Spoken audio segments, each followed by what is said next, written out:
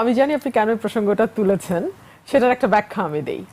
আচ্ছা, আপনি ব্যাখ্যা দেওয়ার আগে আমরা কি দেখাতে পারবো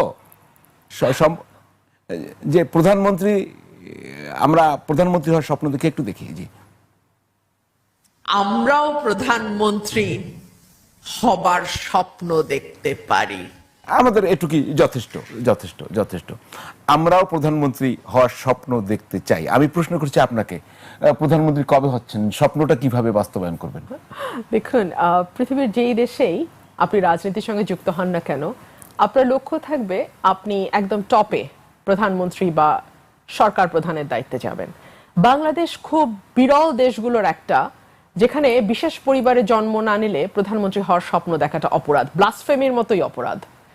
সো এরকম একটি দেশে দুর্ভাগ্যজনকভাবে আমরা যারা রাজনীতিতে জড়িয়ে যাই, আমাদের স্বপ্ন খুব বেশি হলে মন্ত্রিত্ব পর্যন্ত।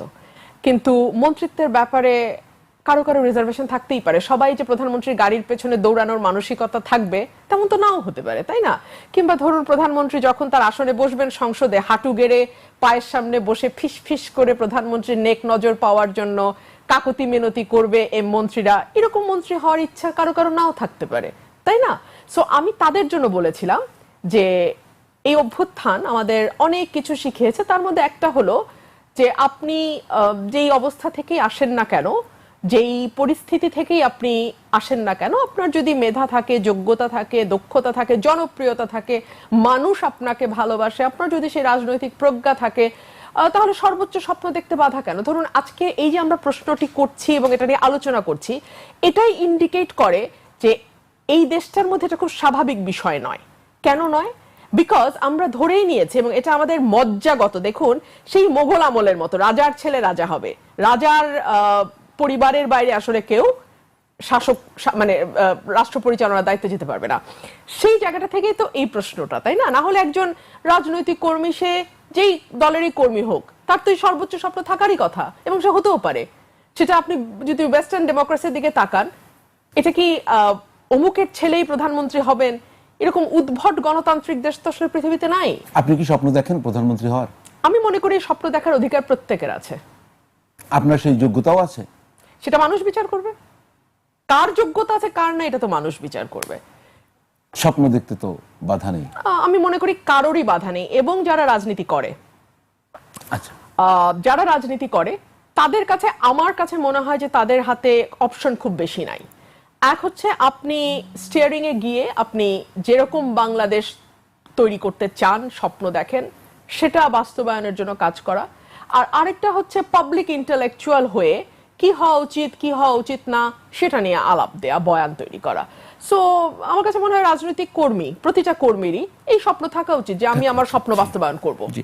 তো আপাতত তো এই মেয়াদে আপনি প্রধানমন্ত্রী হতে পারছেন না, কিন্তু রাষ্ট্রপতি পদে তো দাঁড়াতে পারতেন, সেটা কেন দাঁড়ালেন না? দেখুন, আমরা 70 অনুচ্ছেদ নিয়ে যাই বলি না কেন, আমাদের মাননীয় চিফ হুইপ মহোদয় বলে দিয়েছেন দলের বাইরে ভোট দিলে কিন্তু খবর আছে। সো এই রাষ্ট্রপতি নির্বাচনটাও তো একটা অনর্থক কালক্ষেপণের বাইরে কিছু নয়। জি, হ্যাঁ, কারণ যিনি বিরোধী দল থেকে দাঁড়াচ্ছেন তিনিও জানেন যে তার হাতে আসলে 77টার বেশি ভোট নাই, আর মহিলা কতগুলো ভোট ধরলে 80টা 82টা ভোট হয়তো তিনি পাবেন। আর যিনি সরকার দলের তরফ থেকে দাঁড়াচ্ছেন তিনি জানেন যে বাকি 230টা ভোট তার।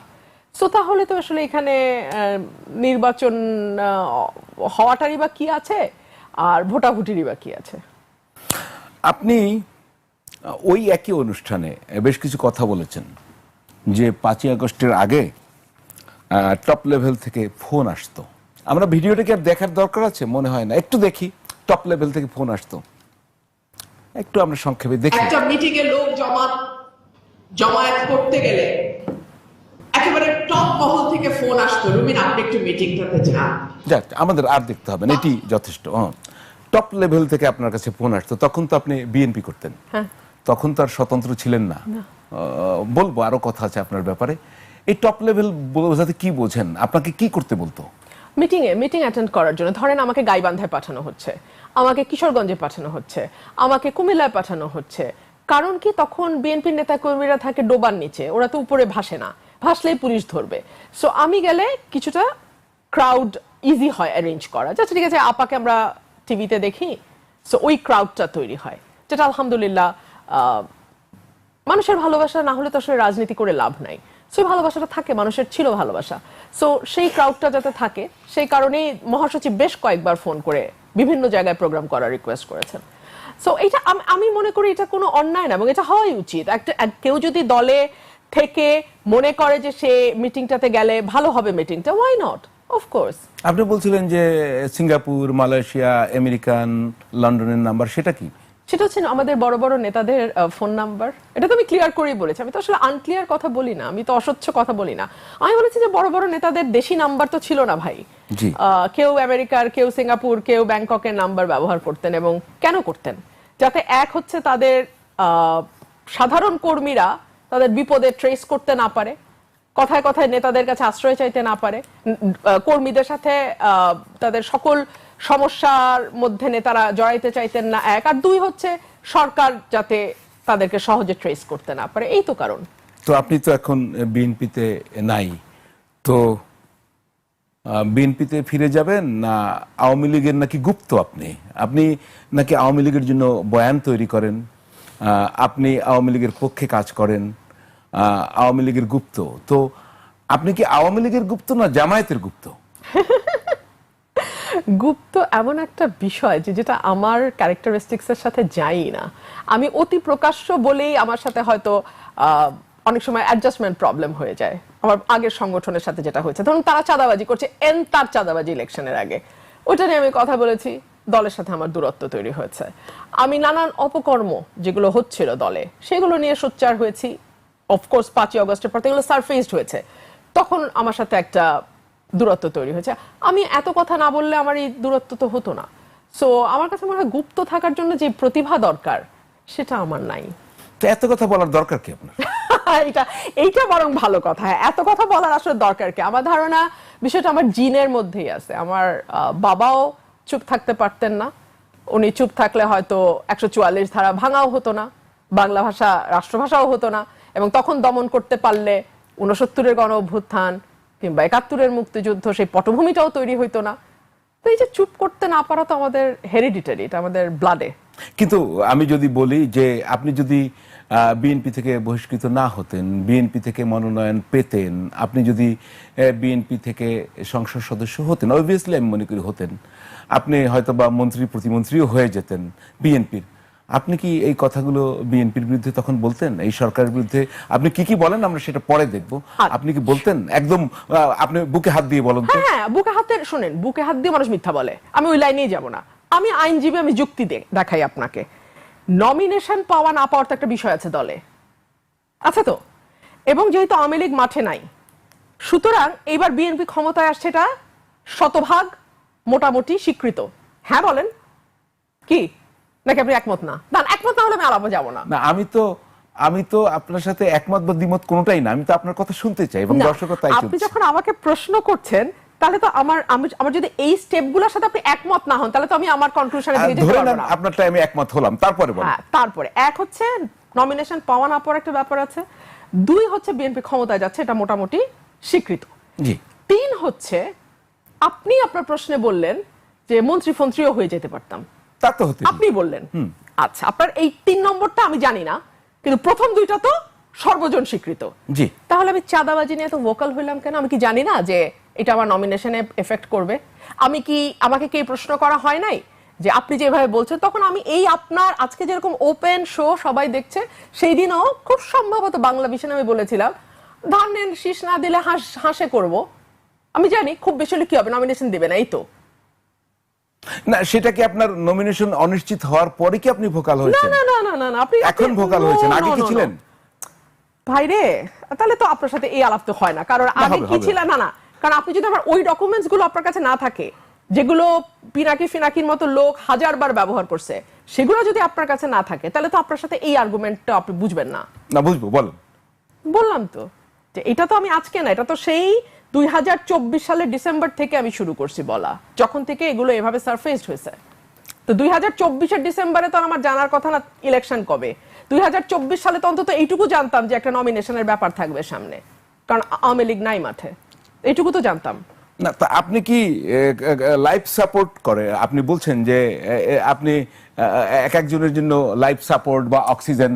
আমি আমি একটু বলি, সেটা হচ্ছে যে আওয়ামী লীগের আপনি যে বয়ান আমার ক্রিয়েট করেন, কথাগুলি আমার মুখস্থ। আমি সেগুলো একটু আমার কথাগুলি আমার মুখস্থ, আমি আপনাকে বলতে পারবো, বলেন, বলেন, দেখানোর জি। দরকার নেই। বলেন। আমাকে খালেদ মহিউদ্দিন প্রশ্ন করছিল যে আপনি গুপ্ত আওয়ামী লীগ কিনা, কিংবা আপনি আওয়ামী লীগকে ফিরায় আনতেছেন কিনা, কিংবা অনেকে বলে আপনার বয়ানের কারণে আওয়ামী লীগ ফিরবে। তখন আমি তার প্রশ্নের জবাবে বলছিলাম যে আমি তো তাহলে লাইফ সেভিং মেশিনের মতো, যখন বিএনপি আইসিইউতে যায় আমি তাকে বাঁচাই, যখন আওয়ামী লীগ আইসিইউতে যায় আমি তাকে বাঁচাই। ব্যাপারটা আসলে আওয়ামী লীগ বা বিএনপি না, আমি আমার সাদা চোখে যা দেখি আমি সেটাই বলি। এখন মুশকিল হচ্ছে আমরা এত ধান্দাবাজির সমাজে বাস করি, এত মিথ্যার সমাজে বাস করি, এত ফেক সমাজে বাস করি, এত তেলবাজের সমাজে বাস করি, এবং এত অল্পতে আমরা আমাদের আত্মা বিক্রি করি। জি, আমি খুব বুঝে শুনে খুব শক্ত একটা শব্দ বলেছি, আমরা আত্মা বিক্রি করি খুব সস্তায়। সেই কারণে আমাদের ভূমিকা বা আমার মতন মানুষের ভূমিকা আপনাদেরকে সবসময় এক ধরনের ডিলেমার মধ্যে ফেলে, এবং সেটা ফেলতে গিয়ে আপনারা কখনো বলেন আমি গুপ্ত, কখনো বলেন আমি সুপ্ত, কখনো বলেন আমি এই দল, আমি ওই। ভাই, আমি কোনো দলের না, আমি বাংলাদেশের মানুষ যা বলে, অসংখ্য মানুষ, কোটি কোটি মানুষ যা বলে, সেই কথাগুলো আমি এখানে বলি। পার্থক্য হচ্ছে ওনাদের আওয়াজটা আপনাদের পর্যন্ত যায় না, আর ওনাদের আওয়াজটা ওখান থেকে এনে আমি এখানে বলি। বিএনপির সময়ও আমি তাই বলছি, আওয়ামী লীগের সময় আমি তাই বলতাম, ইন্টারিমের সময় আমি তাই বলেছি। কেউ কেউ বলছেন যে আপনার রাজনৈতিক একটি পরিবর্তন হতেও পারে, এখনো তো স্বতন্ত্র, সেটি কখনো আওয়ামী লীগের দিকে হতে পারে। আমি আবারও প্রশ্ন করি, গুপ্ত জামাত কেন হলেন না? মানে যদি গুপ্ত হনই তো সেটা কেন না? আমি তো গুপ্ত বলে স্বীকারই করছি না, এখন জামাত না কেন, আওয়ামী লীগ না কেন, এই প্রশ্নই তো অবান্তর। না, আপনাকে এটা বলার কারণও আছে। যেমন ধরেন, আপনি মনে করেন আপনার সিক্স সেন্স বলে যে শেখ হাসিনা দেশে ফিরে আসবে। আমি একটু দেখি তো সেটা আছে এখানে। এই সরকার 5 মাস সময় পাবে কিনা এটা নিয়ে তো ভয় লাগছে এখন, কারণ এটা 3 আপনার মাস show। যেতে না যেতেই যেই সরকারের প্রধানকে ভুয়া ভুয়া শুনে গাড়িতে গিয়ে লুকাতে হয়, সেই সরকার আর কয় মাস চলতে পারবে এই দেশে? এটা তো একটা প্রশ্ন। আচ্ছা, এটা দেখালো যে এখানেই বলছিলেন সরকার 5 মাস থেকে কিনা সন্দেহ, অলরেডি সরকারের 6 মাস। এটা নিয়ে আমরা কথা বলবো। আর একটা ভিডিও ছিল, কি দেখানো যাবে? হ্যাঁ, যে আপনার, জি দেখি। ওনার বাংলাদেশের রাজনীতিতে দীর্ঘদিনের অবদান আছে, এবং আমি তো শুনতে পাচ্ছি। ওনার পরিবারকে সপরিবারে হত্যা করা হয়েছে, এবং বাংলাদেশের স্বাধীনতা সংগ্রামের তখন আওয়ামী লীগ ছিল একমাত্র রাজনৈতিক দল। তো সকল কিছুর বিবেচনায় ওনার বয়সও হয়েছে। বাংলাদেশে যদি উনি ফিরে না আসেন, ওনার দলের অবস্থা কি দাঁড়াবে, বা ওনার এতদিনের যে রাজনৈতিক ইতিহাস সেটারই বা কি দাঁড়াবে, এই সকল কিছু বিবেচনা আমার কমন সেন্স বলে উনি ফিরে আসবে। Common sense. জি, আপনি শুনছেন, আমি একটু বলবো। আপনি বলছেন আমার যে মনে আছে ওনার আর কি রাজনৈতিক বলেছেন। দলের দীর্ঘ ইতিহাস আছে, সংগ্রাম আছে, Absolutely. ওনার বয়স হয়েছে, উনি না আসলে দলটি আর দাঁড়াতে পারবে না। আপনার কমন সেন্স বলে উনি ফিরে আসবেন। আমি এর সাথে যুক্ত করি, এই কমন সেন্স বলে, common sense is most uncommon, আপনি জানেন। মানে common sense is most uncommon. সুতরাং আমি মনে করি এটা ওয়াইজ সেন্স। সেইটার কারণটা কি, মানে এটা কিভাবে, কেন মনে করেন? আরেকটা জিনিস বলি, এই আপনার 5 তারিখে যে উনি ওখানে প্রেস কনফারেন্সে ভার্চুয়ালি যুক্ত হলেন, তারপর থেকে একটা টানা পোড়েনও হচ্ছে। এখনই কি মনে করেন আপনার কমন সেন্স কি তাই বলে? দেখুন, আমি এটুকু বুঝি যে কয়েকটি কারণে ওনার ফেরাটা ওনার জন্য অবশ্যম্ভাবী। এর প্রথম কারণ, আমি মোটামুটি 3টা কারণ বলি সবসময়। এক হচ্ছে যে এই দেশের পেছনে ওনার পারিবারিক হিস্ট্রি আছে, ওনার দলের হিস্ট্রি আছে, এবং সবচেয়ে বড় কথা, ওনার পুরো পরিবারকে এক রাতে শেষ করে দেওয়া হয়েছে, এবং সেটা রাজনীতির কারণেই। আজকে যদি উনি ফিরে না আসেন, ওনার দলের কোনো অস্তিত্ব থাকবে না, ওনার ফ্যামিলির যে ত্যাগ সেটাও প্রায় মুছে যাবে।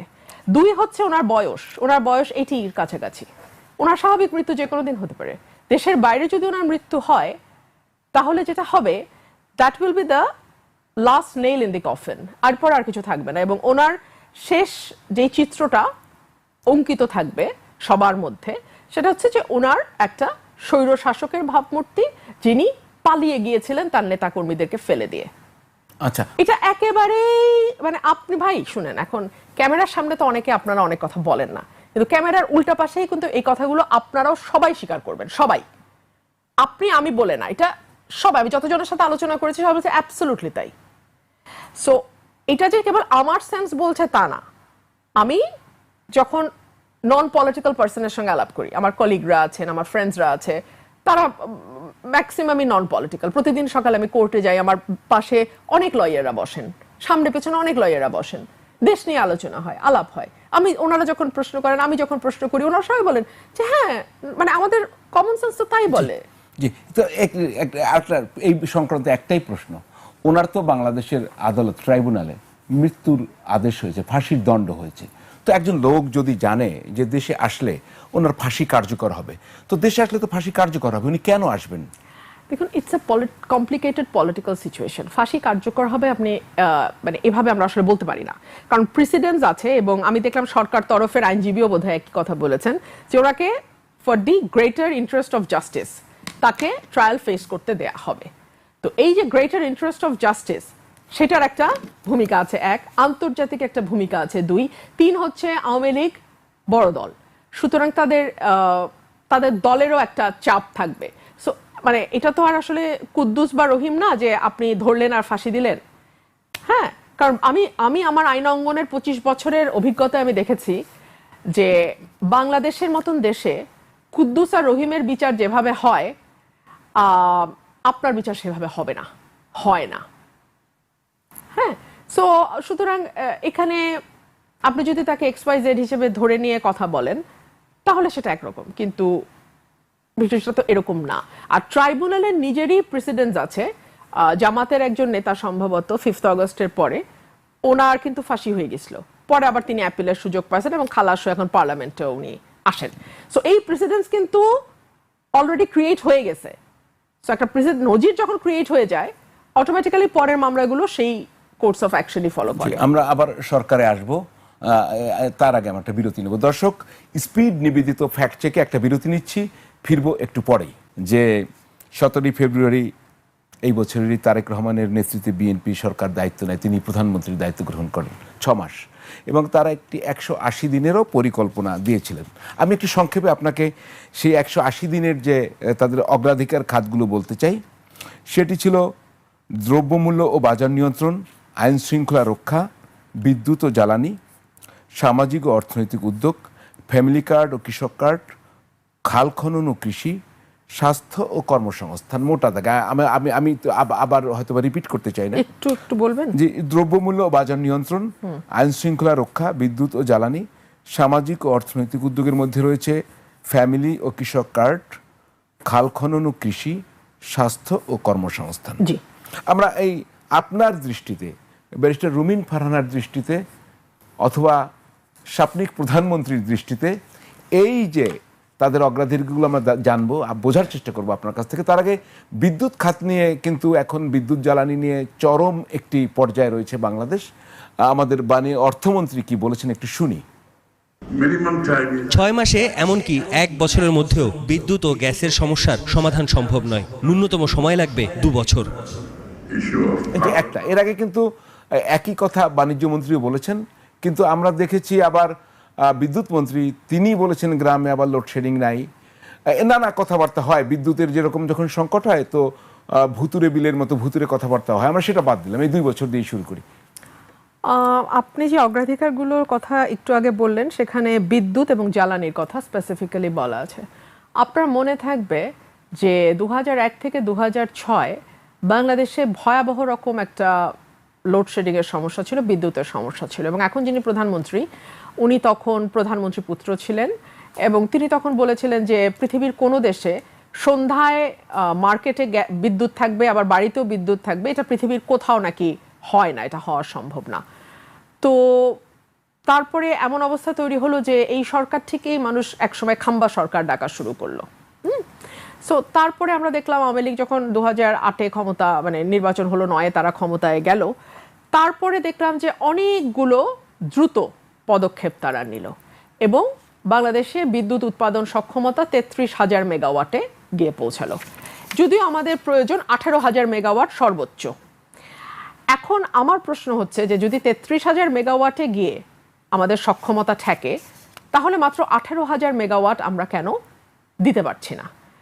তার মূল কারণ হিসেবে সরকার যেটা বলছে সেটা হচ্ছে গ্যাসের সংকট, কয়লার সংকট, অর্থাৎ জ্বালানি সংকট। তো অবধারিতভাবে এই প্রশ্ন তো চলে আসে যে একসময় বিএনপি সরকার বলেছিল যে বাংলাদেশ গ্যাসের উপর ভাসছে, বিএনপি সরকার বলেছিল গ্যাস বেশি দিন নিচে থাকলে নাকি পচেও যায়। তো সেই সরকারই যখন আরেকবার ক্ষমতায় আসলো, তারা এখন বলছে গ্যাসের সংকট, বিদ্যুতের কয়লার সংকট, সব মানলাম। সমস্যা শুরু হলো 21শে জুলাই থেকে, যখন একটা ভাসমান এলএনজি টার্মিনাল কার্যকারিতা হারালো বা নষ্ট হলো। সেই নষ্টটা ঠিক করতে একটা সরকারের 1 মাস কি করে লাগে? মানে যেটা আমি আমার বাড়ির রান্নার চুলার গ্যাসের কথা বলছি না ভাই, আমি 21শে টেলিভিশনের 18 মিনিট, লাস্ট 18 মিনিটে আপনারা যে আপডেট করছেন, আমি কয়েকটা খবর বলি। নরসিংদীতে 90% কারখানা বন্ধ, গ্যাসের সংকট। গ্যাস সংকটে থেমে গেছে দেশের শিল্প কারখানাগুলো। এখানে চট্টগ্রামে গ্যাস সংকটে বহু কারখানা, চট্টগ্রামেও গ্যাস সংকটে বন্ধ হয়ে গেছে বহু কারখানা। গ্যাস না মিললে রপ্তানি এবং কর্মসংস্থানে বড় ধাক্কার আশঙ্কা। গ্যাস নাই, নারায়ণগঞ্জের শত শত কারখানা অচল। আমি আপনাদের লাস্ট 18 মিনিটের আপডেট, এই কয়টা নিউজ আপনাকে পড়ে শোনালাম আপনাদের ফেসবুক পেজ থেকে।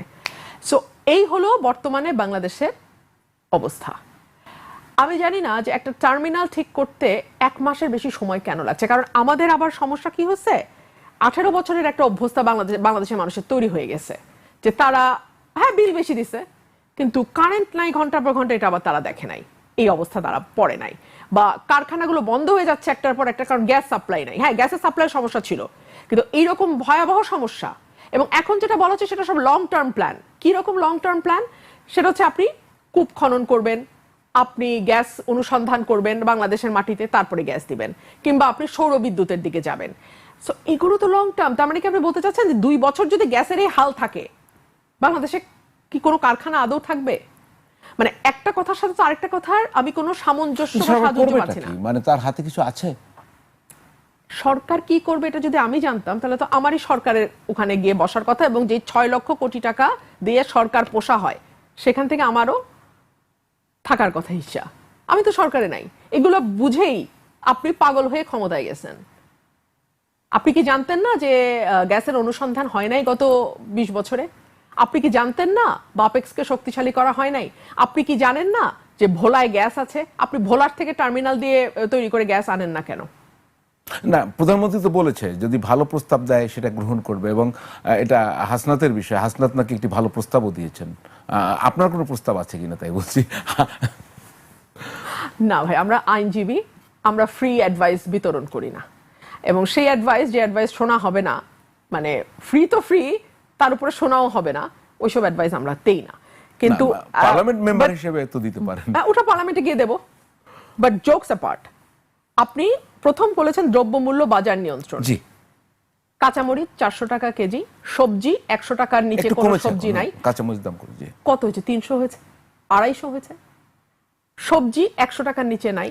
মুরগি, ডিমের বাজার, মজা হচ্ছে মুরগি মাছের দাম যখন বাড়ে তখন সবজিটা একটু দাঁড়ায়, আবার যখন সবজিটা বাড়ে তখন মুরগি মাছ একটু দাঁড়ায়। এখন এটার নাম যদি আপনি কমা বলেন, কারণ ব্যালেন্স তো হচ্ছে না, সবকিছুর দামের মধ্যে তো ব্যালেন্স না। মূল্যস্ফীতি 8% উপরে এখনো, মানে মূল্যস্ফীতিটাই বলছে যে 8% উপরে, খাদ্যদ্রব্য সেটা 9% উপরে। আইন শৃঙ্খলা, সিপিডি 100 দিনের একটা পরিসংখ্যান দিয়েছিল, যেটা আমি সংসদে বলছিলাম।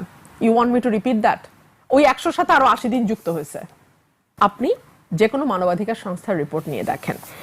2 হচ্ছে স্বাস্থ্য এবং কর্মসংস্থানের কথা আপনি বলেছেন।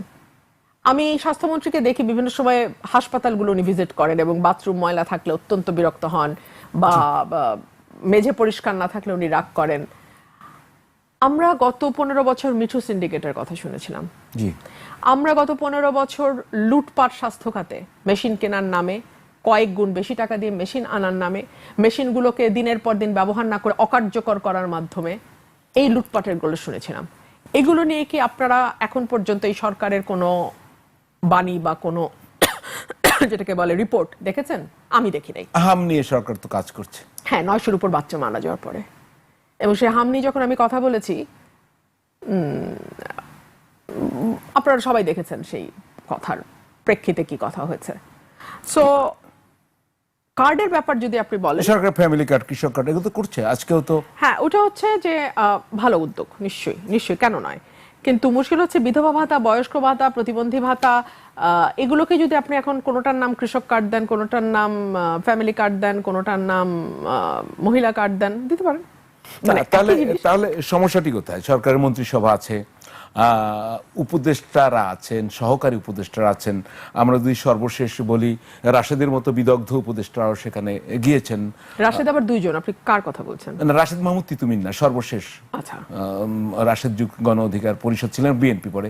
মানে উপদেষ্টার পরিষদ তো আছে, মন্ত্রী পরিষদ তো আছে, তো সরকার ওয়ার্ক করতে পারছে না কেন? আপনার অবজারভেশন আর কি, বা সাকসেসফুলি পারছে না কেন, বা ব্যর্থতা আছে কিনা? এক হচ্ছে রাষ্ট্র পরিচালনার জন্য যিনি মূল স্টিয়ারিং এ থাকেন, তাকে সব বিষয় জানতে হবে, বিষয়টা তেমন নয়, কিন্তু কাকে দিয়ে কোন বিষয়টা হবে এটা তাকে জানতে হবে। এক। দুই হচ্ছে শহীদ রাষ্ট্রপতি জিয়াউর রহমান অত্যন্ত সফল হয়েছিলেন বিকজ তিনি প্রত্যেকটা ক্ষেত্রে কে কোন ক্ষেত্রে দক্ষতা আছে, মেধা আছে, সেই ক্ষেত্রে তিনি তাকে যুক্ত করেছেন। তিন হচ্ছে আমরা এর আগে যে অ্যাডভাইজার প্যানেল দেখেছিলাম ব্যাক ইন 2009, 10, 11, 12, হ্যাঁ, যে আওয়ামী লীগের শুরুর দিকটা, আপনি সেই অ্যাডভাইজার প্যানেলের সাথে এই অ্যাডভাইজার প্যানেল একটু চোখ বন্ধ করে আপনি চিন্তা করেন। আমি নাম বলবো না, কারণ আমি কাউকে বড় বা ছোট করার কিছু নাই এখানে। সো দুটা আপনার কিছু না, গুগল করে দেখেন কারা তখন অ্যাডভাইজার ছিল, কারা এখন অ্যাডভাইজার। সো এই বিষয়গুলো খুব পরিষ্কার হয়ে যাবে আপনাদের কাছে। না, গুগল করে তো দেখলাম, আপনি স্পষ্ট করে বলেন। না। অতিথি ব্যারিস্টার রুমিন ফারহানা এমপি, আপনাকে আবারও আমন্ত্রণ এবং স্বাগত জানাচ্ছি। একটি বিষয় যে সামনে তো আমাদের স্থানীয় সরকার নির্বাচন হবে, আপনি খুব ভালো করে জানেন। খুব ইন্টারেস্টিং একটা ঘটনা ঘটে গেছে, একটু দেখাবো আমরা পিছনে। 22শে জুলাই হাইকোর্ট একটি রুল দিয়েছে। আদালত বলছে ইউনিয়ন পরিষদ চেয়ারম্যানদের শিক্ষাগত যোগ্যতা কমপক্ষে কেন স্নাতক হবে না, এই জন্য রুল নিষেধ জারি করেছে। আপনি তো আইনজীবী মানুষ, জানেনও। এবং এটা পাওয়ার পরে দুজন আইনজীবী রিটটা করেছিলেন, নির্বাচন কমিশনের বিষয়টি নিয়ে কাজ শুরু করেছে এবং স্থানীয় সরকার ব্যবস্থায় অন্যান্য প্রার্থীরও যোগ্যতা নির্ধারণ করার জন্য একটা প্রক্রিয়া শুরু হয়েছে। এটার মোটামুটি ধরেন আপনি একটু আগেই কিন্তু বিভিন্ন যোগ্যতা নিয়ে প্রশ্ন তুলছেন যে যারা সরকার চালাবে, রাষ্ট্র চালাবে, এইটা কি ইউনিয়ন পরিষদ থেকে কোন পর্যন্ত এটা যাওয়া উচিত আপনি মনে করেন? মানে এভাবেই থাকলে হবে কিনা? না, যদি শিক্ষাগত যোগ্যতার প্রশ্ন আসে, সেই সঙ্গে অন্যান্য যোগ্যতার প্রশ্ন যখন আসে, স্থানীয় সরকারের সবচেয়ে ক্ষুদ্র ইউনিট হচ্ছে ইউনিয়ন পরিষদ, তারপরে উপজেলা পরিষদ, জেলা পরিষদ, এই করে করে সেন্ট্রাল পর্যন্ত। তো যদি এই প্রশ্ন ইউনিয়ন পরিষদ লেভেলে আসে, তাহলে তো সেটা ধাপে ধাপে সামনের দিকে যাওয়ার কথা। ধরুন সংসদ সদস্য হওয়ার জন্য কোনো শিক্ষাগত যোগ্যতার কথা বলা নাই। আমার কাছে মনে হয় দিস ইজ ডেঞ্জারাস। এই কারণে ডেঞ্জারাস যে একজন সংসদ সদস্যের আইন প্রণয়ন করার একটা মুখ্য ভূমিকা পালনের বিষয় থাকে, এবং আইন প্রণয়নের জন্য আপনার মিনিমাম হলেও কিছু পড়াশোনার প্রয়োজন হয়, আন্ডারস্ট্যান্ডিং, বোঝাপড়ার দরকার হয়।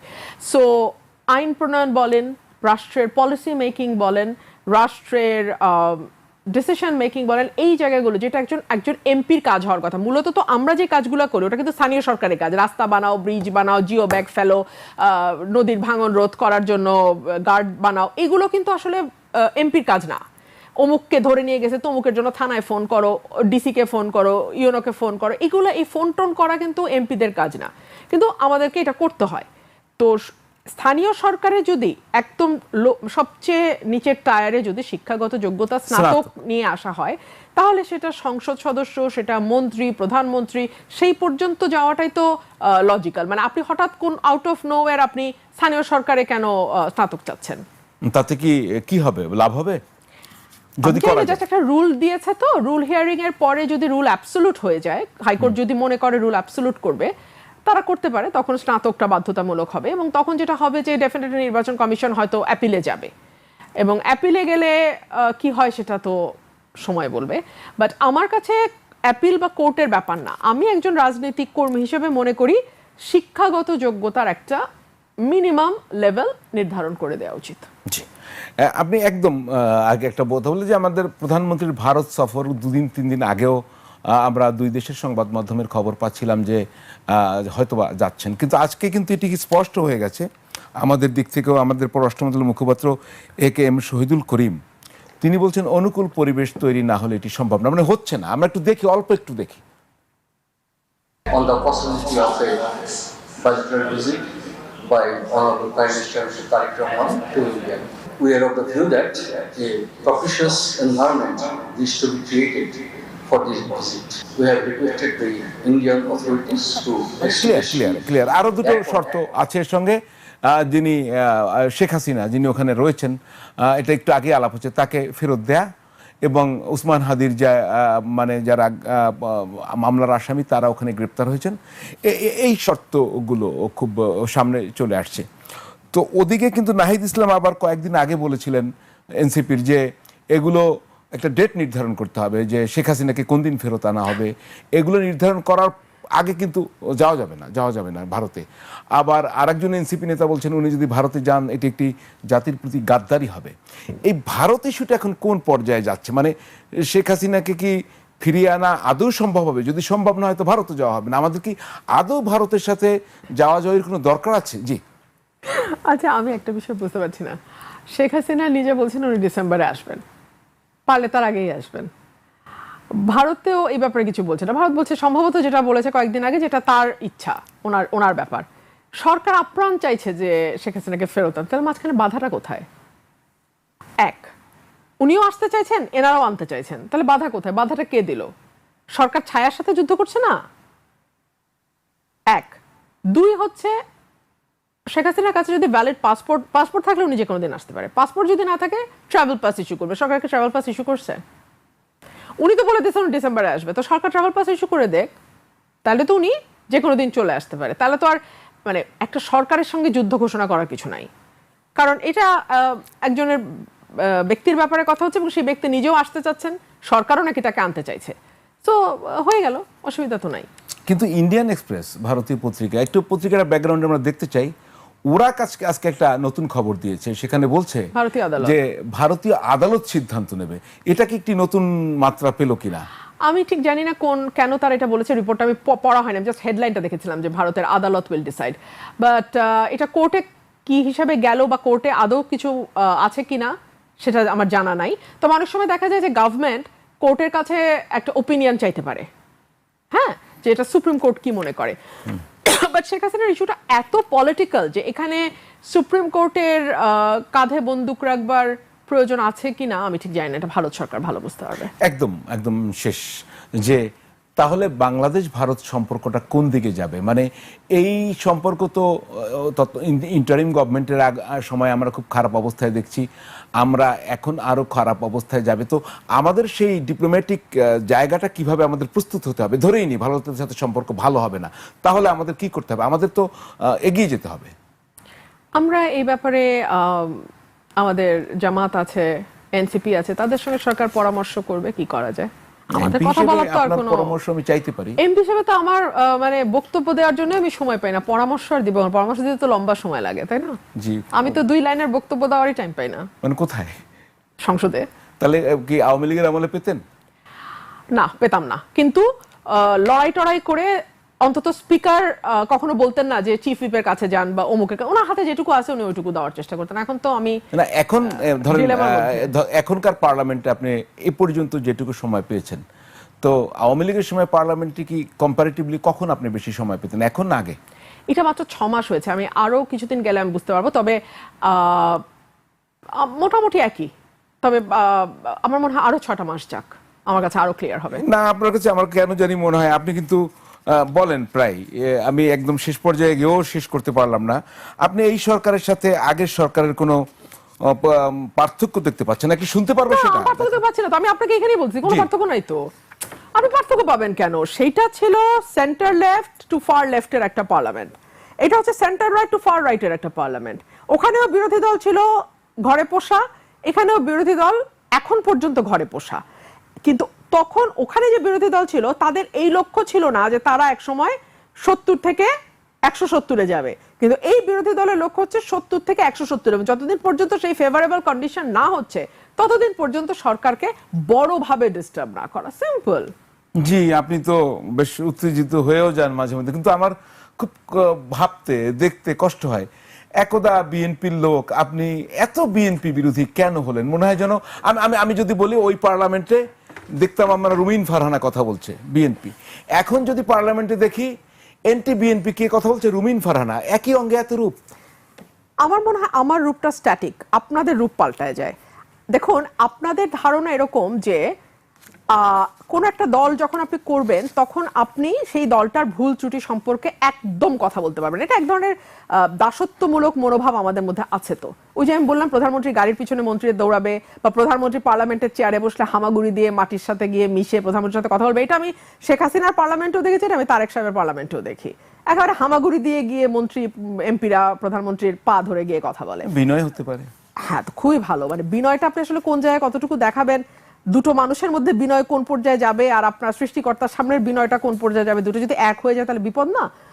তো এনিহাও আমি আসলে আমার অবস্থান একই। তখনও আমি যে অন্যায় অবিচারের বিরুদ্ধে বলেছি এবং আপনাদের পত্রিকার রিপোর্ট ঘেটেই বলেছি। আমি এমন না যে নিজে মানে একেবারে নিজের পত্রিকা বের করে সরজমিনে তদন্ত করে বলছি না, আপনাদের এস্টাবলিশড নিউজ পেপারে যা বের হয় সেটার ভিত্তিতে বলছি। আজকে আমি যে রেফারেন্সগুলো দিলাম, এই যে 21 টেলিভিশন আপনার চ্যানেলে বসে আপনার চ্যানেলের রেফারেন্স দিয়ে কথা বললাম।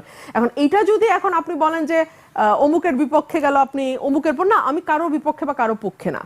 আমি চারপাশে যা শুনি যা দেখি আমি তাই বলি। অসংখ্য ধন্যবাদ ব্যারিস্টার রুমিন ফারহানা এমপি আমাদের সময় দেওয়ার জন্য এবং